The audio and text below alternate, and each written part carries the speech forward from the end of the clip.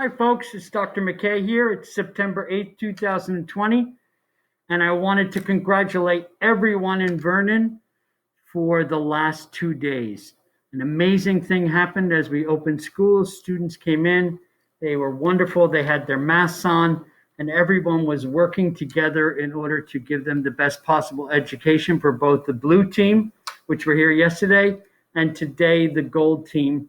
And then, of course, our students who are virtual, who we are reaching out to on both days to make sure that everyone gets an education. I want to thank the parents for all of their great work as we move forward. And then I wanted to show you some pictures of our wonderful staff and everyone who is working hard to make sure our students are safe. So today is not about any real information. I just wanted to show everyone who has not been part of this because they were working or they were home, etc., of what it looked like. So you got a bird's eye view of everything that went on.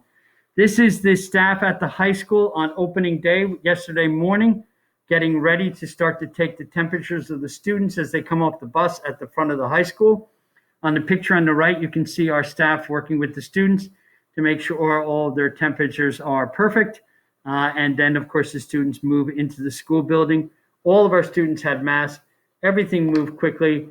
The buses were out very, very quickly in the last 2 days. It's amazing, of course, because of all the things that we have to do in order to make sure the students are okay.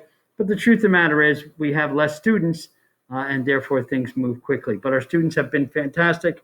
These are some of the kids from the blue team. And, of course, this is the second entrance that we have at the high school. So when students drive in, they drive to the lower parking lot down by the tennis courts, and then they come up that way, try to space them effectively with the cones there, and then they get tested by two temperature takers right there on the left, and then they go into the building that way. There's Kim Muller on the right. Kim's responsible for our testing. This is the extra nurse that we hired at the beginning of the year. Kim has been fantastic. She runs between the buildings. So those of you that have done drop-offs, you're going to see Kim running around. She takes the temperatures and she does all the records for it. And she and the administration at the high school have worked wonderfully. Kudos to Mr. Demsek for all of his work on this, but also to Dr. Anderson and also Mrs. Van Orden. The high school has done a terrific job, as have our other schools. This is at Rolling Hills. That's Tom Ellinger on the right. All-around great guy who works with the parents and always is making sure. Of course, he's one of our RPOs, and Tom is terrific with the students. And there's Lara, wrestler. Lara is new. She's part of the pandemic response team, and she takes temperatures in the morning. These are wonderful people who are working diligently to make sure that everything is effectively done. We are working on each of our systems to make sure that each of our schools are safe. But in this situation, the students do not get out of the car until their temperatures are taken. And then, of course, when they come off the bus, it's the same thing. At Lounsberry Hollow, here it is, what testing looks like in the morning. The children are coming in through various entrances. There's the front entrance, and then the two entrances to the left, which are the gym doors. And then there's a third entrance to the left, down a little bit, so all the students' temperatures are taken. I wanted to show you the safety signs that are inside the school. Of course, parents aren't allowed inside the school, but you get a sense of what it looks like. All of these safety signs are all along the hallways in each of our buildings to try to keep our children 6 feet apart, socially distanced. At the high school, they're scanning their IDs in order to go to the bathroom, which has cut down a lot on the hallway traffic. And the idea, of course, is the fact that we have less students in with the blue and gold teams, and therefore the spacing is easier to happen. At Rolling Hills, when they check your temperature, then you go to the second grade side or the third grade side, and this is what it looks like. Students actually have a marked spot that they can stand on to keep them safe and keep them away from each other. And there's Mr. Kelter taking temperatures out of the cars in Cedar Mountain. There's a whole team that runs up to each of the cars and takes the temperature. At Glen Meadow, they're taking the temperature all along the road.